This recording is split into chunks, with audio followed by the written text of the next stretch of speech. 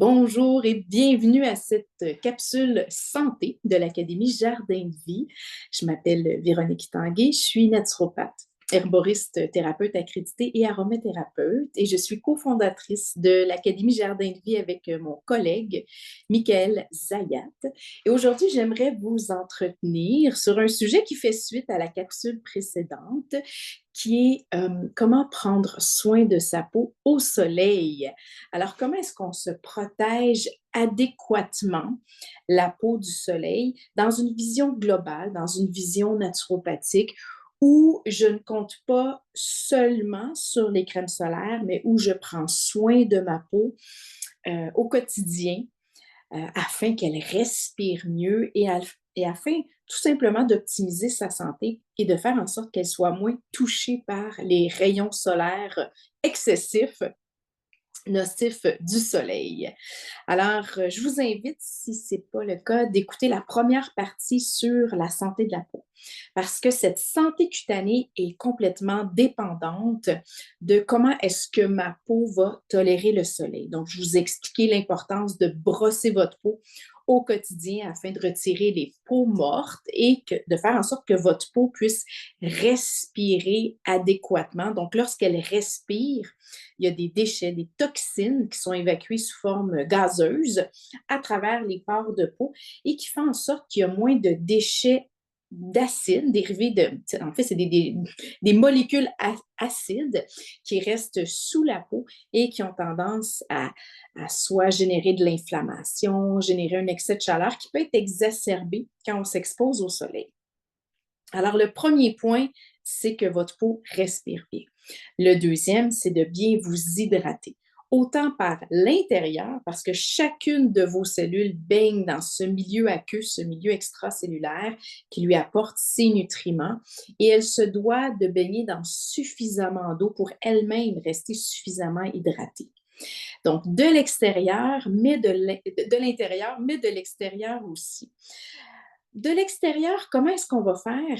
C'est que oui, c'est une hydratation qui est suffisante, c'est-à-dire de venir se crémer, même si je ne suis pas très, très favorable à l'utilisation des crèmes. Mais ce que je veux dire par là, vous allez comprendre où est-ce que j'en viens. Euh, c'est que quand on prend du soleil, si on a à prendre un coup de soleil, donc développer de l'inflammation, des rougeurs au niveau cutané, c'est souvent qu'on a été trop longtemps au soleil. Donc, on a une période où est-ce qu'on a été exposé à une période de la journée, à un moment qui était où le soleil est beaucoup plus fort, dans une période beaucoup plus longue, où est-ce que notre peau n'était pas suffisamment protégée, c'est-à-dire en portant des vêtements légers, soit de coton, de lin, qui permettent quand même de nous protéger du soleil, de protéger notre peau tout en étant à l'extérieur. Donc souvent, c'est qu'on compte toujours sur soit l'application de crème, ou encore d'éviter, il y en a qui vont totalement éviter le soleil pour protéger la peau. Alors qu'on peut prendre du soleil, mais de manière sécuritaire. Vous allez voir, je vais revenir à la crème tout à l'heure, et inquiétez-vous pas, c'est que j'ai besoin de passer par un autre chemin pour m'y rendre. Pourquoi? Parce que je ne suis pas nécessairement favorable à une surapplication de crème au niveau de la peau, tant à cause des différents ingrédients dont plusieurs sont des perturbateurs endocriniens que contiennent les crèmes, mais aussi par le fait que les crèmes qui sont toujours créées grâce à une cire émulsifiante viennent recoller les pores de peau. Donc, je préfère passer par une hydratation qui vient de l'intérieur et une respiration favorable de la peau que de dire oui, il faut s'hydrater, il faut s'hydrater. Mais j'en viens à un point où il arrive des moments où nous sommes juste surexposés et c'est ça, c'est la vie, ça arrive. Et dans le fond, c'est notre peau qui devient agressée par des facteurs extérieurs qui peuvent être un grand froid, de grands vents, trop de soleil, qui n'auraient peut-être pas dû avoir lieu. Alors, nous nous exposons à ce moment-là à des éléments extérieurs qui agressent notre peau et c'est là, dans un contexte très précis, où nous avons besoin d'appliquer sur notre peau soit des crèmes, des beurres, des onguents, donc des produits qui sont sains et naturels, qui agissent comme un film protecteur. Alors, quand j'applique un gras sur ma peau, comme une huile ou un beurre de karité. Je viens empêcher ma peau de se déshydrater sans appliquer de cire, sans qu'il y ait une crème qui contient une cire solide qui a été fondue entre 40 et 60 degrés Celsius, sinon elle reste solide, qui a été fondue et en faisant l'émulsion qui crée la crème. Donc, en appliquant un beurre ou une huile végétale, je viens assouplir, je viens nourrir la peau parce que dans ces corps gras, on y retrouve des vitamines qui sont liposolubles, donc qui sont dans le gras, des antioxydants également, et je viens assouplir, nourrir la peau et appliquer un produit qui empêche ma peau de se déshydrater lorsqu'elle est agressée par des facteurs extérieurs comme un grand froid, un soleil excessif ou un vent important. Alors, toutes les huiles végétales de bonne qualité, certaines meilleures que d'autres, ont un minimum, un petit FPS, une petite protection solaire, un petit chiffre qui nous permet quand même d'allonger notre temps à l'extérieur en protégeant notre peau et en faisant en sorte qu'elle s'assèche moins.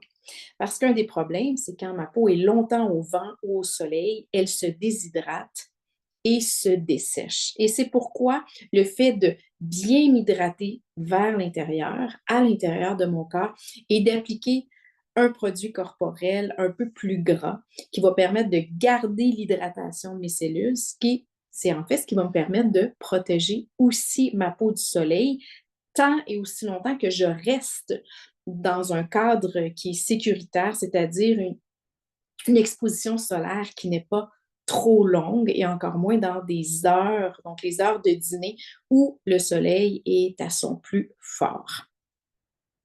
N'oublions pas que chacune de nos cellules rondes est constituée d'une membrane et c'est une membrane phospholipidique. Donc, lipidique qui est faite à base de lipides, donc de gras. Et cette membrane a besoin qu'on consomme des bons gras de bonne qualité, que ce soit dans les noix, les graines, les avocats, les huiles pressées à froid, non chauffées, qu'elle va, bien sûr, qu'on va digérer, absorber, que ça va se distribuer et qui va se retrouver dans le liquide extracellulaire, libéré par le sang pour venir nourrir les membranes cellulaires.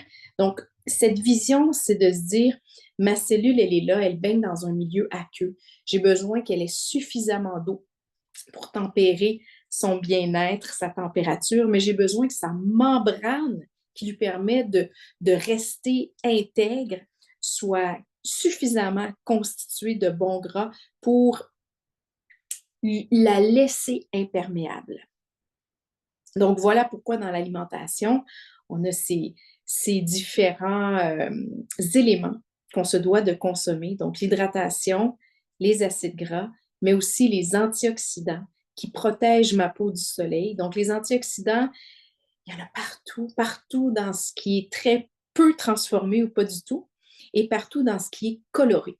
Donc, dès qu'il y a de la couleur dans un fruit, dans un légume, dès qu'il y a des oméga-3, ce sont des molécules qui sont antioxydantes. Donc, ce soit les anthocyanes dans les bleuets, dans les raisins rouges, que ce soit la quercétine qui est dans les pelures d'oignons rouges, que ce soit la rutine qui est dans le sarrasin, donc c'est bioflavonoïdes grandement contenus aussi dans la petite peau blanche qui recouvre les agrumes. Donc, quand vous épluchez une orange et que la petite peau blanche, souvent on l'enlève parce qu'on la trouve un peu amère, mais c'est pratiquement la partie la plus intéressante sur le plan médicinal qu'on se devrait de consommer, autant pour stimuler la digestion, les fonctions du foie, mais aussi pour sa très haute teneur en bioflavonoïdes qui viennent agir dans notre corps comme antioxydants pour nous protéger de tout ce qui nous agresse, incluant les rayons solaires qui, en excès, peuvent nous agresser. Donc, vous le savez, le soleil, c'est essentiel. C'est essentiel à la vie. S'il n'y avait pas de soleil juste sur la planète, on n'existerait pas, tout simplement. Donc, le soleil est essentiel pour notre bien-être et on se doit de prendre des bains solaires.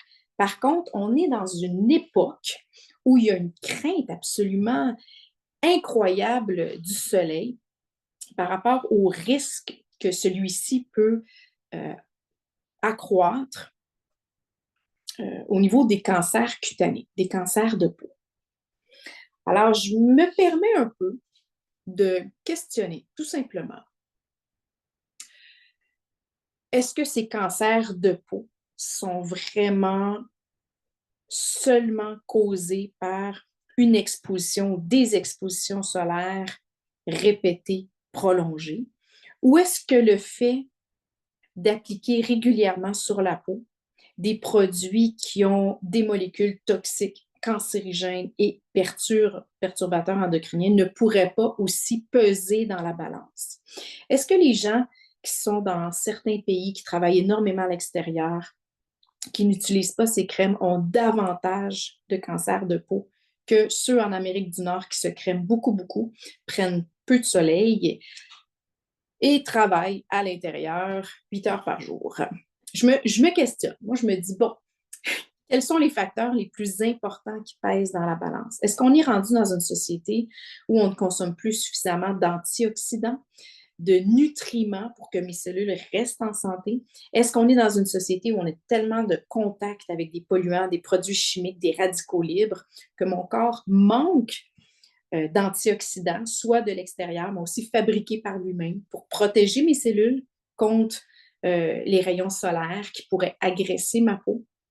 Alors, je ne fais que poser la question, à me dire comment est-ce qu'on peut bénéficier des rayons solaires parce qu'on en a réellement besoin. Peut-être vous le sentez dans des périodes plus sombres de l'année où les gens ont le moral plus bas, les gens sont plus malades, la fatigue qui est davantage présente, puis on le sent, on prend un bain de soleil, puis ne serait-ce que 15 minutes, on se sent revitalisé, l'énergie remonte, l'immunité et le soleil, c'est reconnu, c'est un antibactérien naturel. C'est pas pour rien qu'on étend nos draps à l'extérieur, notre linge à l'extérieur pour sécher. On veut une économie, une économie d'électricité, mais on veut aussi profiter des bienfaits antiseptiques, antibactériens qu'apporte le soleil. Alors, prendre du soleil, oui. Le prendre dans des périodes de la journée où est-ce que le soleil est moins fort. Donc, on essaie de s'exposer davantage plutôt le matin ou en fin de journée, d'éviter les plages horaires du midi. On se protège du soleil. Donc, au lieu d'être dépendant d'appliquer crème sur crème sur crème, pourquoi ne pas simplement porter un chandail pâle, léger, conçu pour protéger votre peau, un chapeau également pour protéger les yeux, le nez, le cou aussi, une petite écharpe. Et moi, je me rends compte que j'ai moins chaud à porter des vêtements légers, amples, qui me protègent du soleil, que d'être en petite camisole bretelle à désherber dans mon jardin, où est-ce que le soleil plombe directement sur la peau et je le sens beaucoup plus chaud, mais également beaucoup plus dommageable pour ma peau. Donc, au départ, c'est faire attention au temps où on s'expose, ensuite se protéger adéquatement et surtout faire une exposition graduelle. Alors, les périodes les plus dangereuses, où est-ce qu'on les risques de coups de soleil sont les plus élevés, parce que pour moi, ce qui est le plus dangereux, ce sont les coups de soleil. Donc, les coups de soleil qui sont un choc pour la peau, avec rougeur, inflammation, peut-être même desquamation. Pour moi, c'est des preuves que on n'a pas respecté la physiologie cutanée et on a dépassé, on a fait un excès d'exposition solaire. Alors, au printemps, c'est la période où je suis beaucoup plus attentive avec mes filles, du moins celles qui veulent toujours se protéger du soleil. C'est drôle, hein? Ils sont dans une époque où, c'est entre vous et moi, hein, vous ne leur direz pas, où est-ce que si on a à aller en vacances, elles vont volontairement s'exposer seulement lorsque les UV sont le plus forts pour essayer de bronzer le plus possible. Et je trouve ça complètement aberrant. Je me dis, ah, les filles, s'il s'agit juste d'être dehors, puis de prendre des marches, de prendre du soleil et de pas seulement rechercher les plages horaires ou les moments où le UV sont le plus fort, juste pour aller chercher de la teinte au niveau cutané. Donc, pour moi, c'est ça qui est le plus dangereux, c'est de passer de tout blanc et là, de s'exposer beaucoup, beaucoup parce qu'on est en manque, parce qu'on a une occasion, parce que ça fait longtemps qu'on n'a pas pris de soleil, mais c'est un choc pour la peau. Donc, au printemps, on se doit d'être plus vigilante et de s'exposer beaucoup plus graduellement. Alors, pour mes plus petites, pour mes plus jeunes, c'est plus facile de les accompagner sur l'application d'une crème quand les premières journées qui fait un petit peu plus beau, puis elles sont prêtes à se mettre en bikini sur la trampoline, puis je veux prendre du soleil, je veux griller, elles sont toutes excitées d'être un peu moins habillées, mais elles sont blanches comme neige, donc aucune protection cutanée. Donc la mélanine, ce pigment brun que l'on produit pour se protéger du soleil, il faut se laisser le temps de la produire. Et ça, ben, c'est une exposition lente et graduelle. Donc, plus on est au printemps, plus on se protège du soleil. Et si vous voulez vraiment être exposé au niveau cutané, c'est de choisir des crèmes qui ont une réputation, qui sont approuvées par Santé Canada pour un facteur de protection solaire. Mais moi, je privilégie les crèmes qui vont utiliser des facteurs de protection solaire à base de minéraux, qui est généralement soit l'oxyde de zinc ou le dioxyde de titane. Et je privilégie beaucoup l'oxyde de zinc parce que c'est un minéral qui est utilisé depuis des dizaines et des dizaines d'années, par exemple, sur les crèmes pour les fesses de bébé, pour contrer l'érythème fessier, parce que l'oxyde de zinc, c'est un minéral qui est très cicatrisant pour la peau, puis qui aide à régler différents problèmes de peau. Donc, quand on applique une crème qui a un facteur minéral, donc on applique cette crème qui pénètre, qui est peut-être un peu plus blanchâtre au début, mais qui va s'atténuer par le massage et ça fait une réflexion solaire par le minéral blanc qui est déposé sur la peau, mais qu'on ne voit pas. Et c'est ce minéral qui nous offre une protection solaire. Ce sont des crèmes que vous allez retrouver principalement en boutique d'aliments naturels qui vont souvent offrir une protection allant de 20, un FPS de 20 à 40. Et je vous propose d'acheter de la 20 ou d'acheter de la 40 et de la diluer moitié-moitié, peut-être dans un gel d'aloès qui va créer une texture très, très agréable à l'application. Pourquoi? Dans le fond, le facteur de protection solaire, ça vous dit si j'applique de la 20, de la crème et un FPS de 20 sur mon corps, c'est que je peux rester 20 fois plus longtemps au soleil qu'en temps normal avant que ma peau ait une quelconque réaction. Quand je choisis de la 40, avec un écran solaire à base de minéral, d'oxyde de zinc, ça fait une crème très, très blanche. Et c'est une crème qui est très difficile à appliquer sur la peau et qui va faire en sorte qu'on est là, puis c'est blanc, puis on a toute la face blanche, puis on dit aïe, aïe, aïe, c'est pas joli ça. Surtout si vous avez la peau mouillée, que vous sortez de la piscine ou de la mer, ça c'est encore moins bien. Alors, pour que ça pénètre bien, il faut réduire la quantité d'oxyde de zinc et avoir peut-être une crème qui a un FPS de 20, mais de penser à en réappliquer plus souvent dans les heures qui viennent. Et c'est aussi une erreur que les gens font face à l'usage d'une crème solaire qui a un FPS très élevé, ce qui est très à la mode présentement aussi. Les gens s'achètent des crèmes solaires qui vont avoir des FPS de 50, 60, mais ils se pensent totalement protégés du matin au soir, alors que la transpiration, juste le fait de s'essuyer quand on a chaud, le fait de faire du sport, de transpirer, de se baigner, retire une bonne partie de la crème solaire et finalement, vous n'êtes plus protégé. Vous pensez que vous l'êtes, mais vous n'êtes plus.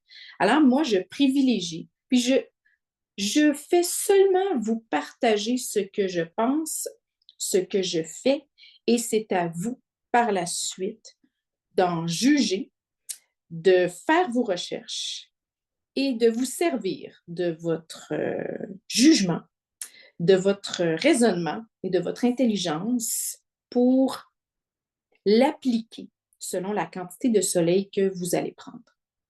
Et ainsi, je préfère proposer un FPS un peu moins élevé, mais de refaire des applications tant et aussi longtemps que vous êtes exposé au soleil et que vous jugez que votre crème, peut-être, une bonne partie a été absorbée, une bonne partie a peut-être été essuyée, soit par la chaleur quand vous vous essuyez ou soit par la baignade et que vous avez besoin d'en réappliquer. Dans le cadre de formation que j'offre sur les cosmétiques naturels, où est-ce que je vous montre comment est-ce que moi, je fabrique mes crèmes anti-rides, toniques cutanées, mais aussi les crèmes solaires à l'oxyde de zinc, en calculant la quantité d'oxyde de zinc qu'on incorpore dans une crème ou dans un baume, un beurre, selon la texture finale que vous souhaitez avoir. L'objectif étant de développer votre autonomie dans la fabrication de ces produits et de contrôler du début à la fin à 100% la qualité des ingrédients que vous y intégrez. Je vous fais découvrir une huile essentielle en lien avec ce sujet qui est le niaouli. Donc, peut-être qu'il est de l'autre côté, je ne sais pas. Donc, le niaouli, Melaleuca quinquenervia. Vous avez peut-être déjà entendu ce nom, Melaleuca, qui est aussi le même genre que le tea tree, donc le thé ou l'arbre à thé.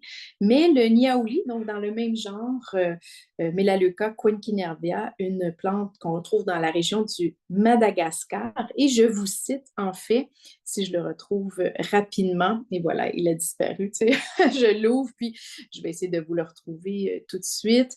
Donc, c'est une étude qui a été faite en collaboration avec Michel Sommerard, qui est un distillateur européen, mais qui a aussi une distillerie dans la région de Madagascar et qui accompagne des familles, qui fait vivre des familles à Madagascar par l'entremise de sa distillation. Et il distille entre autres le niaouli.